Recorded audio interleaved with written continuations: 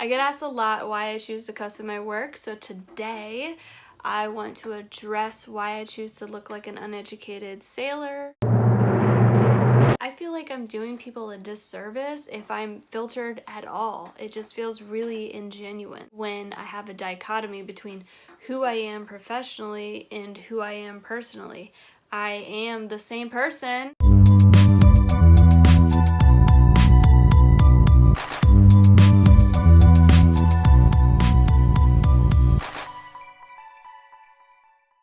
So it's not the classiest thing to cuss in your work. I get that. I'm fine with the judgment, but I almost want to repel the people who can't see past the delivery, who can't see the quality of the content behind it. If they're like, oh, this is so unprofessional, I can't do it, then Evergray is just not their cup of tea. Kind of like how you have tattoos. If people can't see you, and they can't see you past the tattoos and the fact that it's actually embodying art, then you're just not their cup of tea.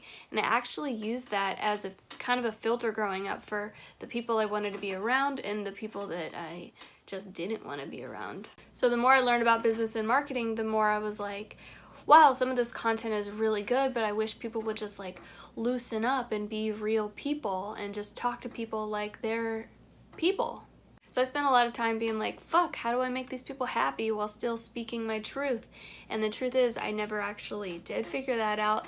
I just became okay with the fact that I'm not everyone's cup of tea. And then I decided to focus on the people who do resonate with and appreciate Evergray's work. I always wanted a media company that's unabashed and not filtered and choosing to value art over money, and I always wanted that to be a key differentiator between my media company and other media companies. When people and brands are consistently inauthentic with you, it makes you not receptive to like powerful truth from those sources. So we all know that in general the landscape of the media is that they'll say anything for a buck and like clickbaity headlines, like that's what people do, and so we kind of like tune out those sources in a way. So I feel like the solution right now is to have more authentic brands and business practices, like cussing in your work. So take Gary Vaynerchuk, for example. The work that he puts out there is so valuable, especially the work that he does around mindset and giving yourself permission to work on your business. But his no bullshit approach and delivery method, he cusses in his work too, and he's just really intense.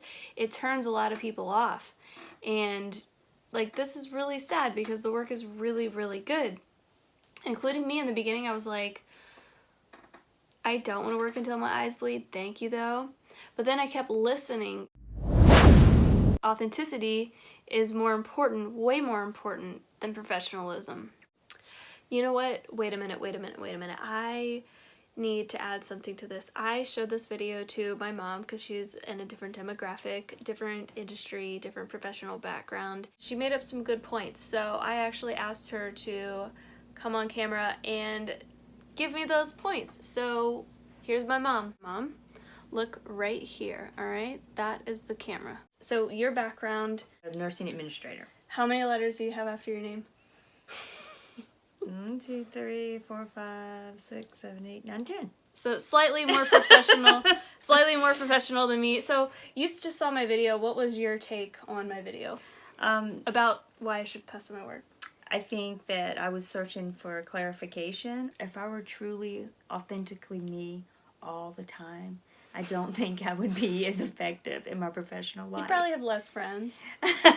Well, I mean, the boss doesn't have a lot of friends anyway. Yeah. When you raised me and Lizzie, you and Dad were always like very real with us, and I really appreciated that because it made me able to handle tough love and able to handle people's truths that is translating into my professional life too. I do not think it's a blanket statement that it works in all professions. Okay, but what if, take an example, a woman's having a baby, I was having a baby, I had a baby, and I did not want them to break my water. And they were like, if maybe, and da-da-da-da-da, and kind of beat around the bush.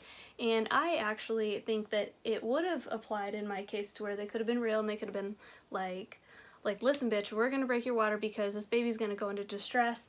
And I would have been like, all right, okay, let's do it. Okay. But no one did that with me. I did. Well, you Yes, did I that, but you weren't working. Yes, I was working. Wait, you were not on the clock. There are times, just like that situation you described, that you don't have to cuss to be direct. And I think in a situation like that, you need That's a good point. directness. That's a good. But when you're publishing videos online or publishing articles online, and you're not directly speaking to a person, it makes sense to me that the better approach would be to just be exactly you. Being authentic in your avenue and what you do is probably very much appropriate. Okay. For what I do, I don't think so. You don't operate within a corporation that has code of conduct expectations. Right. I do. I work for a very large company that has very defined expectation of workplace conduct. What do you think? I think I'm reading this book called The Messy Middle that I've told you about many times, and they talk about corporate obesity, and you just got a really awesome policy change that took a year and a half to get implemented, and I've likened corporations to being like a barge, whereas what I'm doing is more like a skiff. It's really easy to turn and shift and change directions, but to get a whole barge to kind of change your policy and shift, it takes a lot more work. I guess a lot of my audience might be working in a corporate environment, but I'm kind of advocating for them to get off of that barge. And I want to know why you haven't written a book and gotten off of that. How have you found so much happiness in such a stringent environment? Because I believe in what I do. I think I impact lives every day. Yeah. It's the belief system that I have that I'm beyond me. Like, my purpose is to serve others so everyone has a good experience. I feel that as well. I think in your line of work, though, you do need to be in kind of a corporate environment unless you do go the doula route or nurse practitioner. To wrap it all up then, I guess it depends on the industry.